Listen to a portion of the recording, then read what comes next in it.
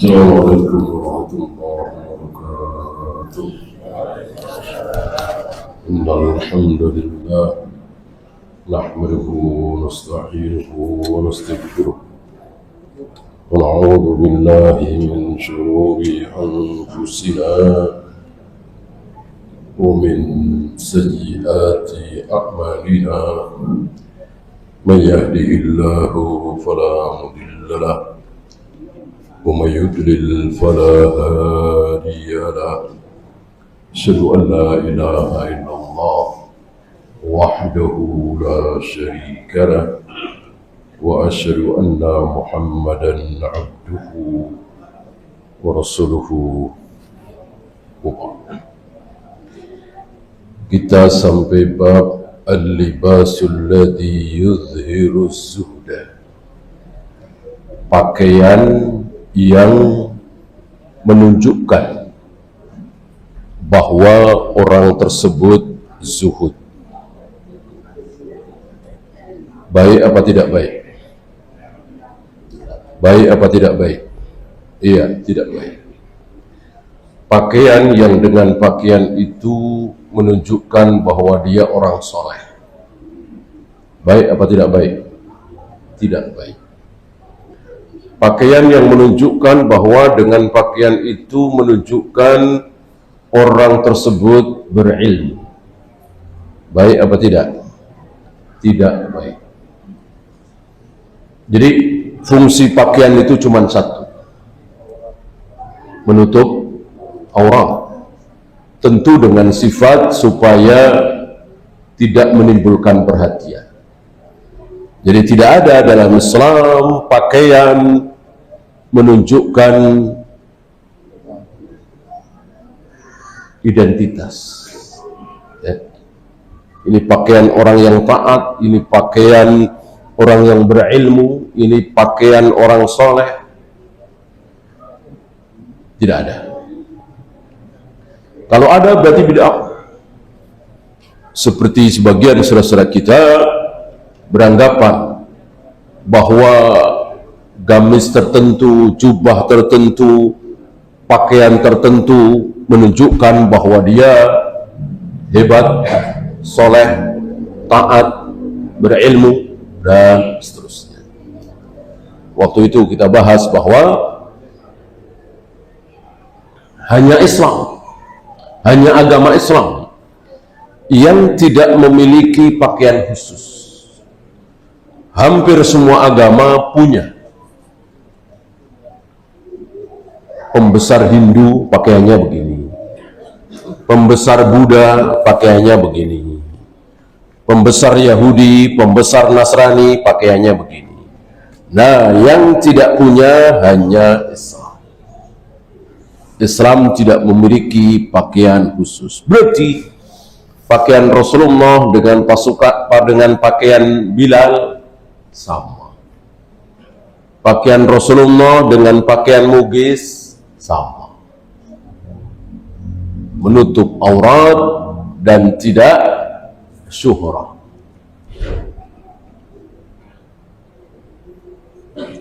Qala al-musannif rahimahullah, wa'lam anna al-libas alladhi yuzri bi sahibihi yatadammanu idhar az-zuhd. Ketahuilah bahwa pakaian yang menunjukkan kemelaratan, kesengsaraan, kemiskinan, ini yatadammanu idhar az-zuhdi, mengandung idhar, penampakan bahwa dirinya adalah zuhud.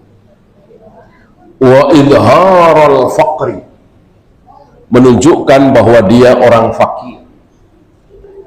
Wa ka'annahu lisanu syaqwa, itu seperti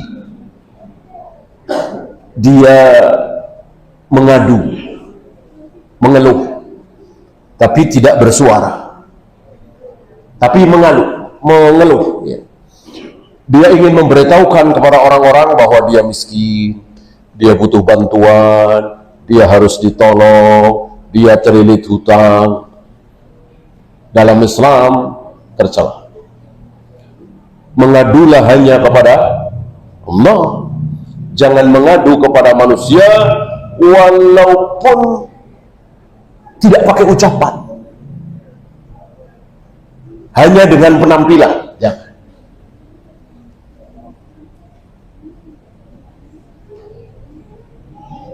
Antum tahu kenapa Rasulullah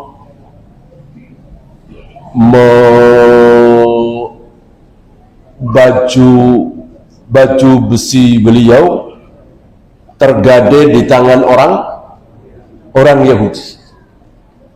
Kalau tidak salah pernah kita bahas dulu. Pertanyaan, Abu Bakar kemana? Antum tahu kan, baju besi beliau tergade di tangan orang Yahudi ini ditukar apa? Iya, makanan, gandum, makanan sehari-hari. Jadi beliau menggadaikan baju besi beliau ke tangan orang Yahudi itu hanya untuk makan. Pertanyaan sederhana, Abu Bakar kemana? Abu Bakar waktu itu sudah kaya apa belum? Sudah. Utsman kemana? Abdurrahman bin Auf kemana? Sa'ad bin Abi Waqqas, sahabat-sahabat yang kaya raya ini kemana? Ini pertanyaan sederhana. Jawabnya kemana? Ya nggak kemana-mana, nggak tahu. Nggak tahu. Sengaja Rasulullah tidak memberitahu. Seandainya Rasulullah menggadaikan baju besi beliau ke Abu Bakar, apa yang terjadi? Apa yang terjadi? Ya, jangankan cuman 30 sok kan, itu kan ditukar 30 sok ya. Jangankan 30 sok ya Rasul, 1000 sok aku siap, dan tidak usah pakai baju besi segala. Seandainya beliau gadaikan baju besi beliau ke Abu Bakar atau ke Utsman, justru itu beliau tidak mau. Ya, justru itu beliau tidak mau. Disinilah pelajaran bagi kita, ya, terutama bagi para ulama, para kiai, para ustadz, ya. Kalau punya permasalahan, punya keluhan, punya kekurangan, tidak usah jamaahnya tahu, tidak usah orang terdekatnya tahu. Ya, lihat Nabi SAW, justru yang beliau pilih orang Yahudi. Supaya apa? Supaya tidak ada beliau mengeluh kepada manusia. Hari ini terjadi sesuatu yang memalukan lah ya.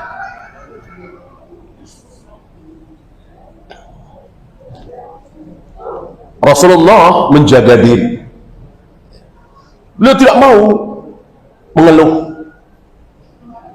Maka beliau pilih orang Yahudi. Kalau Yahudi ya jelaslah mau menerima. Tentu 30 sok gandum nggak ada apa-apanya dibanding dengan harga baju besi. Jauh lebih besar baju besi. Makanya Yahudi mau. Yahudi. Ya. Nah, ini pelajaran bahwa bukan akhlak yang baik ketika mengadu, mengeluh, menceritakan penderitaan diri kepada orang lain. Mengadulah kepada Allah.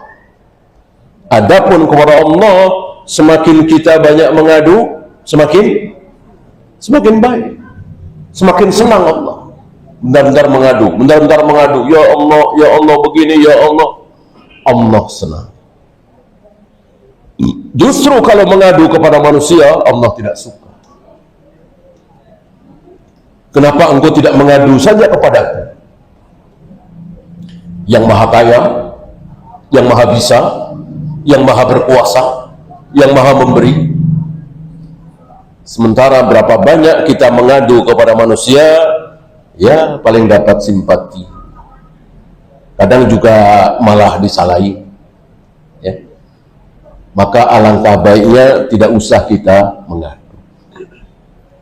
Oleh karena itu jangan tampakkan pakaian compang-camping, pakaian tambalan-tambalan kalau memang ada yang baik. Jangan seperti tarekat-tarekat sufiah ini. Memang dia ingin menampakkan, ini saya miskin, ini saya zuhud, saya hanya mencari akhirat, saya tidak cinta dunia. Riya, ujub, sum'ah.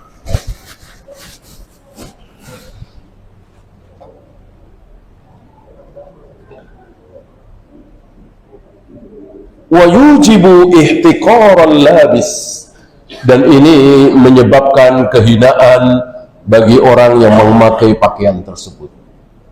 Wa kullu dzalika maqruhun wa manhiyun anhu. Ini semua tidak disukai, ini semua terlarang. Nah, kita disuruh untuk menampakkan nikmat Allah kepada manusia. Ketika kita memakai baju yang bagus, yang pantas, seolah kita sedang menampakkan kepada manusia bahwa saya mendapatkan nikmat ini dari Allah, gitu ya.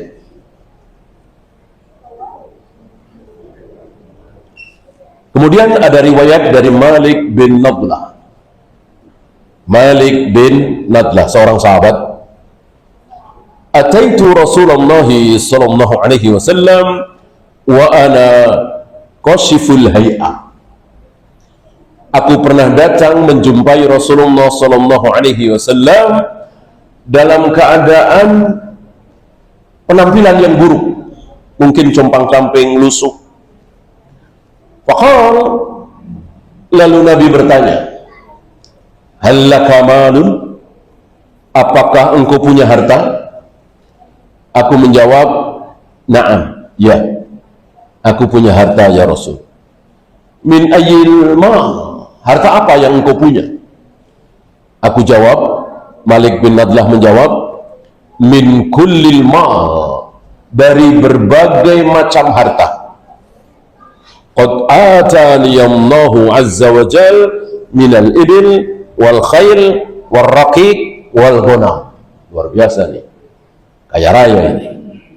Unta tentu bukan seekor dua ekor ya, kuda bukan seekor dua ekor. Rokik, apa rokik? Budak. Budak tentu mahal. Bisa ratusan unta, ribuan kambing, harga satu budak. Wal ghanam, dan kambing. Berarti Malik bin Abdullah ini kaya. Tapi pakaiannya tidak baik, tidak enak dilihat. Lusuh, kumal, lecek, compang-camping. Lalu Nabi memberikan nasihat, fa idza ataakallahu azza wa jal malan, jika Allah memberikan harta kepada engkau, fal yura alaik, maka hendaklah diperlihatkan.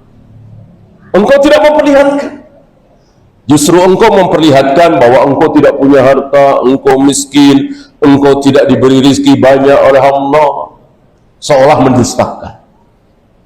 Allah tidak suka. Allah senang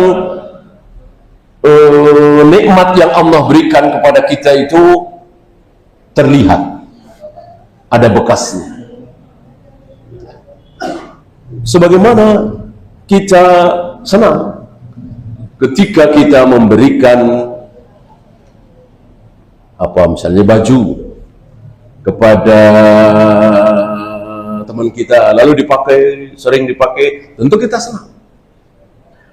Sebaliknya kalau nggak pernah dipakai, ya kita nggak senang, kan gitu.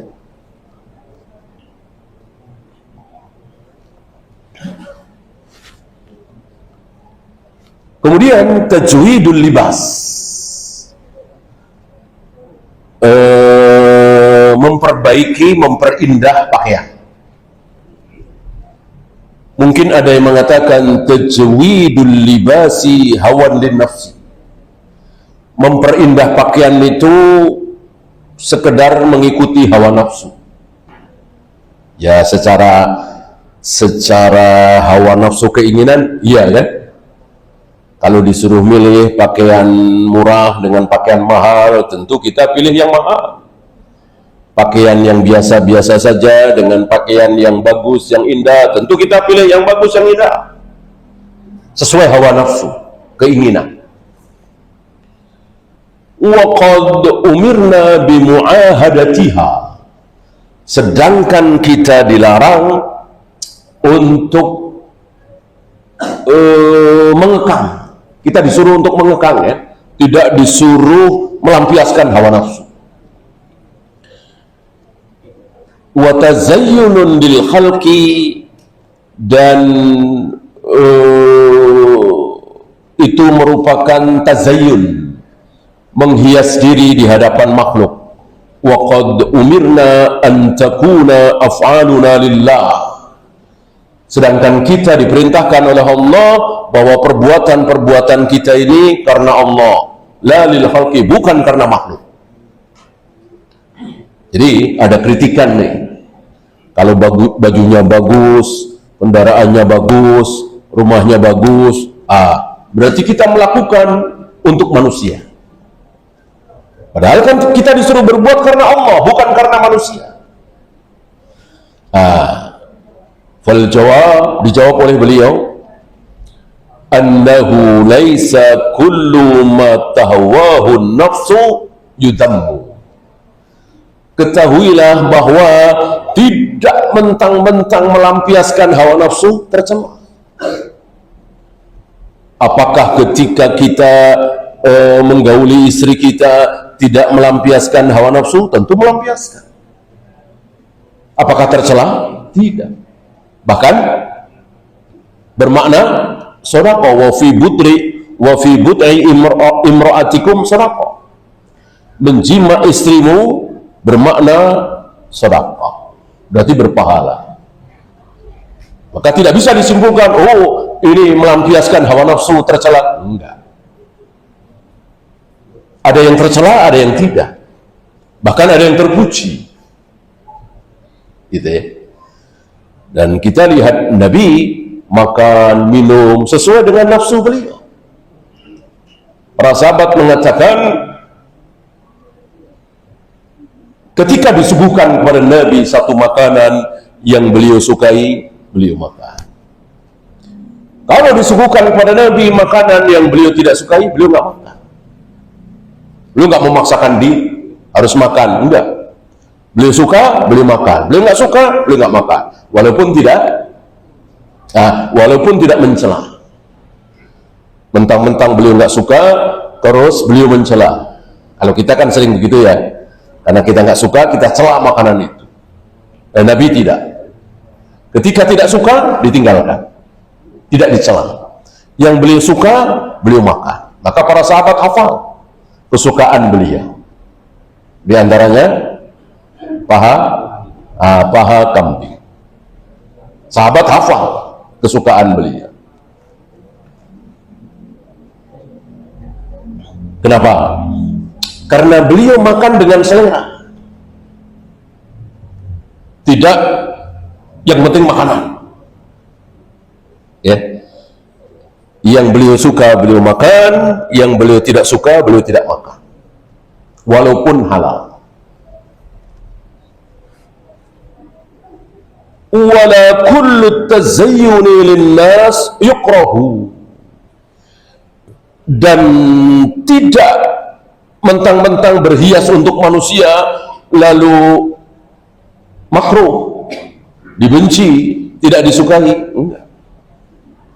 Justru kemarin sudah kita bahas ya kan, bagaimana para salaf itu pakaian di rumah dengan ketika keluar, bagaimana ketika menyambut usul Umar kepada Nabi ya kan. Bahkan Umar belum tahu waktu itu menyarankan Nabi kalau utusan datang suruh menyarankan Nabi supaya pakai pakaian sutra. Umar belum tahu kalau itu haram. Dan Nabi tidak menyalahkan Umar dalam hal memakai pakaian indah. Yang disalahkan oleh Nabi sutranya.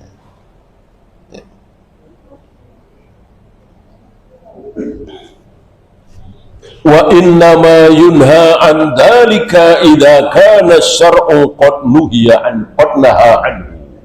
Akan menjadi tercela kalau syariat itu melarang. Walaupun manusia nggak ada yang mencela. Celana kita di bawah mata kaki. Tanya kepada seluruh manusia di muka bumi. Yang Buddha, yang Hindu, yang Yahudi, yang Nasrani, yang nggak punya agama, yang ateis, salahnya di mana? Pakai celana, pakai sarung, pakai pakaian di bawah mata kaki. Tentu mereka tidak menemukan salahnya di mana. Nggak ada salahnya, nggak ada buruknya. Tapi karena syariat melarang, tentu haram dan tercela. Jadi patokannya syariat melarang apa tidak? Orang nggak dilarang kok. Yang tercela itu kalau syariat melarang. Ya. Au kana ala wajhi riya fi babid din, atau riya dari pakaiannya itu dia ingin dipuji, dilihat sebagai orang yang ahli agama, dalam ilmu agamanya, zuhud dan seterusnya, ini yang tercela. Fa innal insana yuhibbu ayyura jamilan. Secara umum bahwa manusia itu suka terlihat bagus, terlihat indah. Ya. Maka Allah ciptakan berbagai macam warna, karena masing-masing kita akan indah dengan warna-warna tertentu. Alhamdulillah, Allah ciptakan kita tidak menyukai satu warna. Coba kita yang kumpul di sini, menyukai satu warna? Tidak kan? Ada yang suka merah, ada yang suka hijau, ada yang suka biru, dan seterusnya. Ini bagian dari nikmat. Ya. Maka Allah ciptakan warna-warna itu, dan halal semua kecuali yang diharamkan. Untuk yang diharamkan tentu tidak usah bertanya kepada akal. Asar dilarang, ya sudah, tinggalkan. Gak usah nanya dengan akal, pantas apa tidak, buruk apa tidak.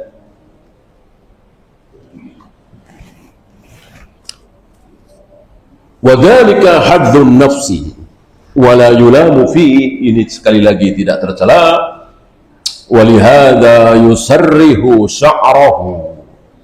Oleh karena itu Nabi, para sahabat itu menyisir rambutnya. Wa yanduru fil mir'at,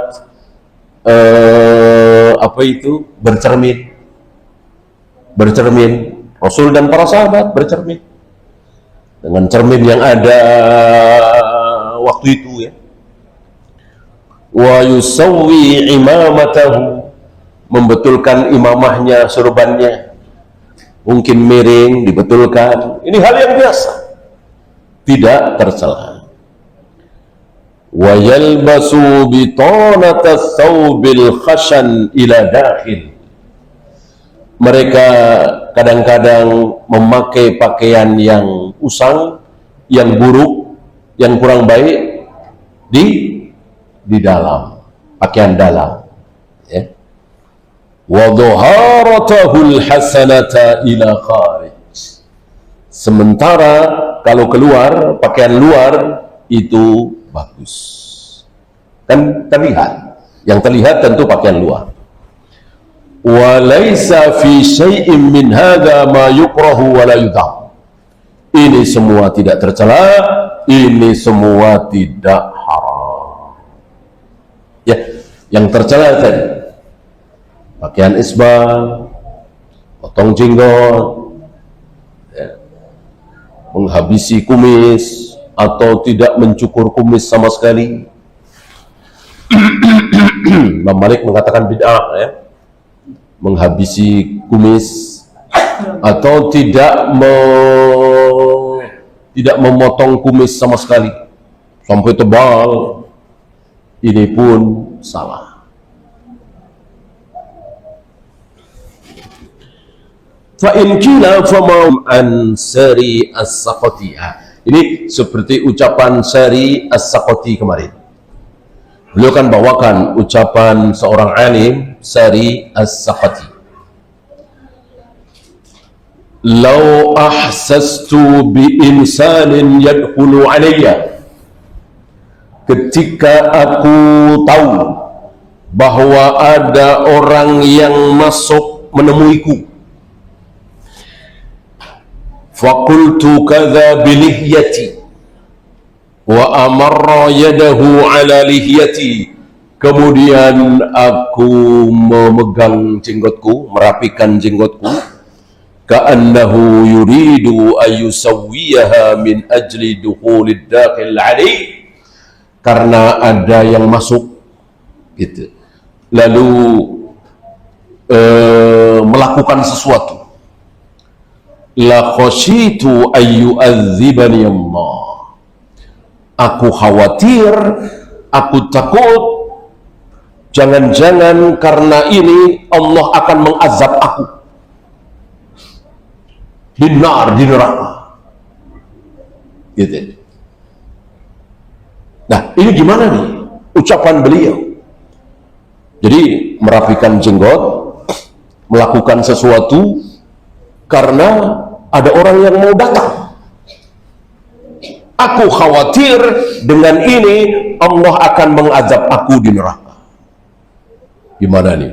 Apa tidak bertentangan? Katanya tadi suruh berhias. Ya, beliau punya jawaban.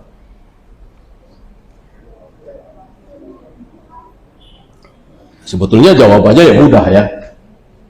Ya, beliau bukan nabi, sahabat juga bukan ya. Artinya beliau mengucapkan seperti ini, ya nggak usah dianggap, orang bukan dalil. Itu mudah ya. Tapi beliau tidak menjawab seperti itu.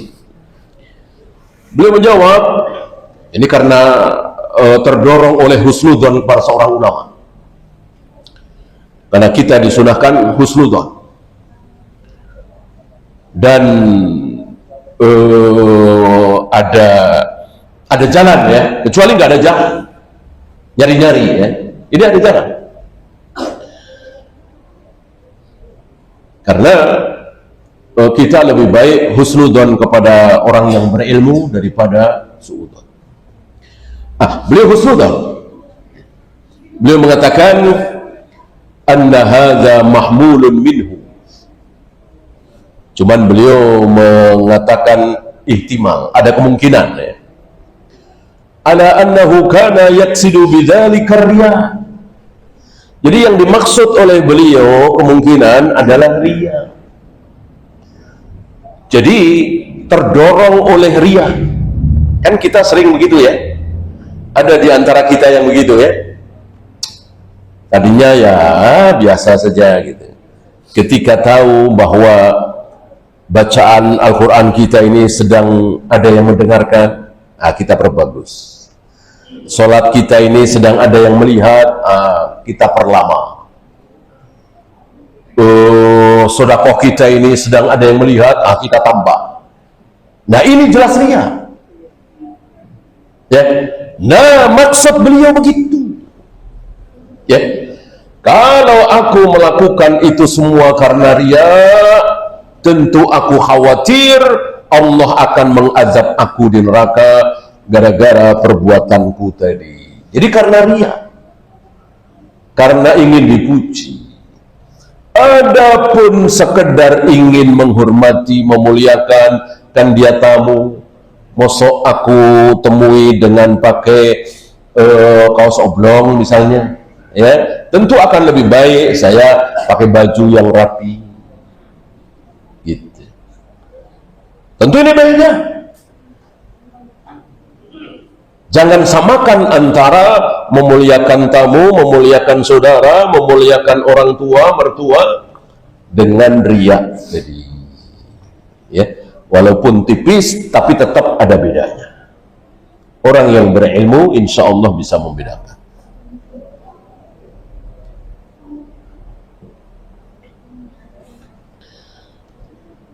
Min idhari takhasyu' wa ghairihi. Jadi ingin menunjukkan kehusuan. Ya, seperti sebagian tarekat Sufiyah.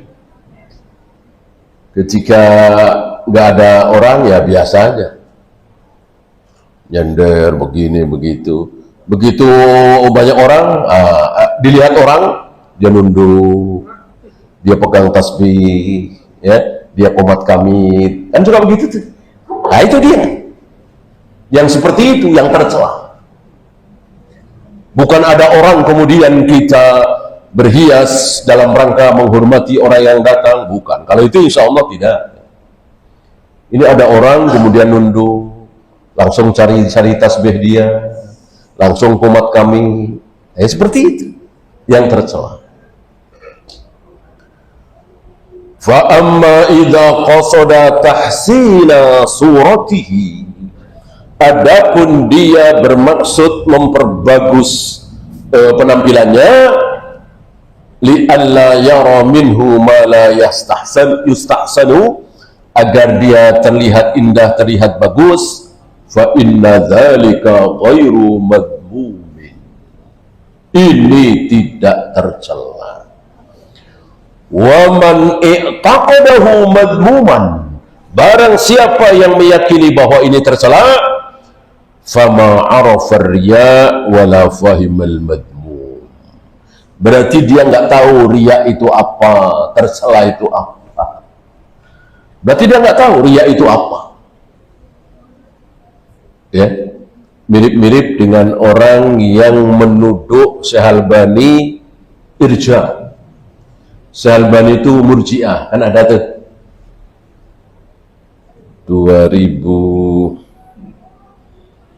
2010-an ya, rame menuduh Albani dengan murid-muridnya itu irja. Bahkan Syekh Ali Hasan kan ya sempat diperbincangkan.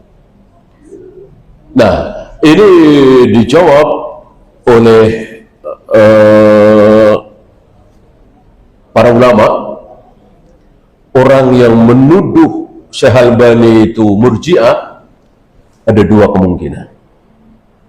Ada dua kemungkinan. Orang yang menuduh Syekh Albani itu murji'ah, ada dua kemungkinan. Kemungkinan pertama, apa? Dia tidak tahu Syekh Albani itu siapa.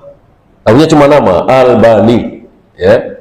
Lahir di mana, berapa kitab yang sudah beliau tulis, selama ratusan, tak bahkan 1000 tahun kira-kira belum ada yang memisahkan Sunan Turmudi yang sahih dengan yang dhaif, Sunan Nasa'i yang sahih dengan yang dhaif, Ibnu Majah yang sahih dengan yang dhaif. Baru beliau.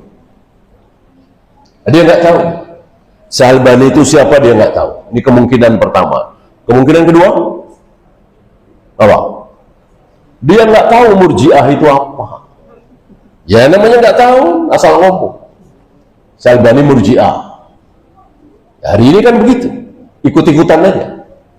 Oh murji'ah, ya. Ikut-ikutan, hari ini luar biasa.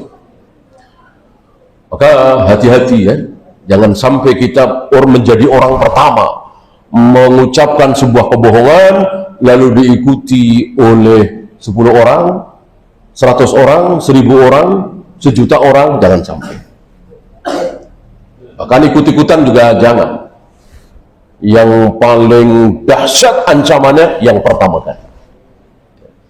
Tentu pasti ada yang pertama kali menuduh Syekh Albani murji'ah. Habis itu kan diikuti oleh ya bukan ratusan ribu lagi, sudah jutaan yang menuduh mengatakan Syekh Albani murji'ah. Nah yang pertama menyebarkan kebohongan, lalu kebohongan itu tersebar ke barat, ke timur, ke utara, ke selatan. Masih ingat ancaman hukumannya apa? Masih ingat? Iya, ujung mulut. Jadi dia ditengkurapkan, kemudian wajahnya ditempelkan ke tanah pipi kirinya, pipi kanannya menghadap ke langit, digergaji itu ujung mulutnya sampai ke belakang, kemudian hidungnya sampai ke belakang, kemudian matanya yang kanan sampai ke belakang. Udah begitu, dibalikkan lagi. Tadi kan pipi kanan, sekarang pipi kiri.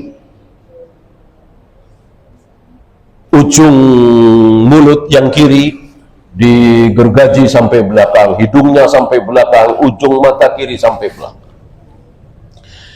Ini ancaman dahsyat bagi orang yang menyebarkan kebohongan, lalu kebohongan ini diikuti oleh ribuan bahkan jutaan manusia. Waliyadzubillah. Maka jangan pernah sekali-kali. Yang terbaik jangan ikut-ikutan. Ya biarin aja. Ada yang nuduh begini, jangan ikut-ikutan. Ya. Bahkan ketika kita tahu bahwa si fulan punya aib, kita disuruh apa? Kita disuruh nutupin, kan? Ini nggak ada aibnya, malah kita bikin dia punya aib, disebarkan. Sedangkan kita tahu persis bahwa si fulan ini punya aib, kita disuruh nutup.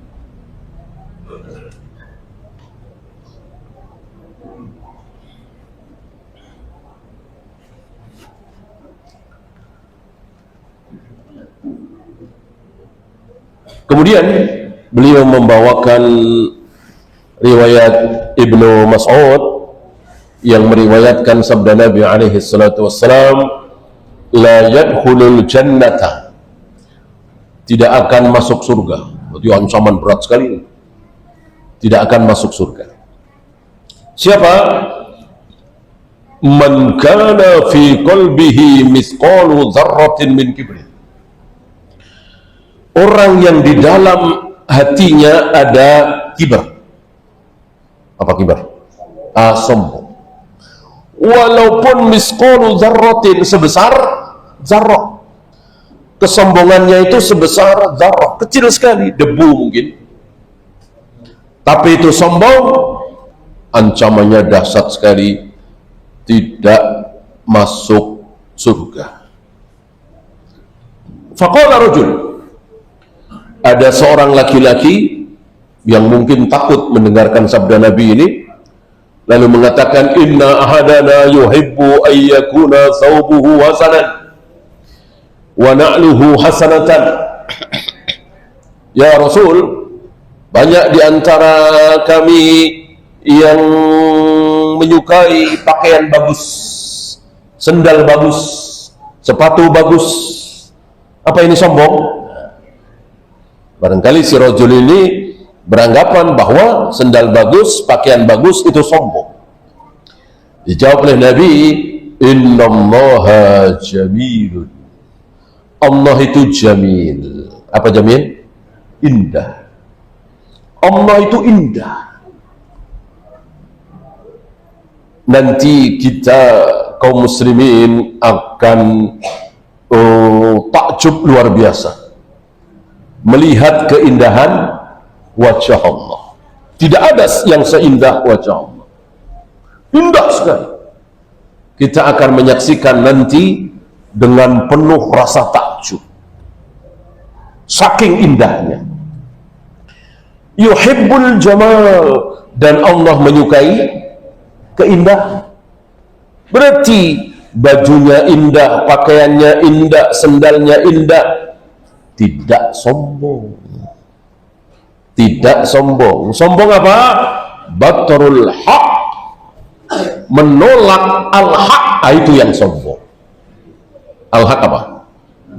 Iya, al-haqqu mir rabbik.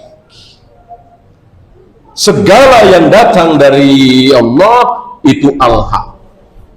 Yang datang dari Allah ada di mana? Tentu di Al-Quran, Sunnah. Jadi sombong adalah menolak ayat, menolak hadis, itu sombong. Ya, silakan azan dulu. Wassallallahu ala Muhammadin sallallahu alaihi wasallam. Akhiru da'wana alhamdulillahi rabbil alamin.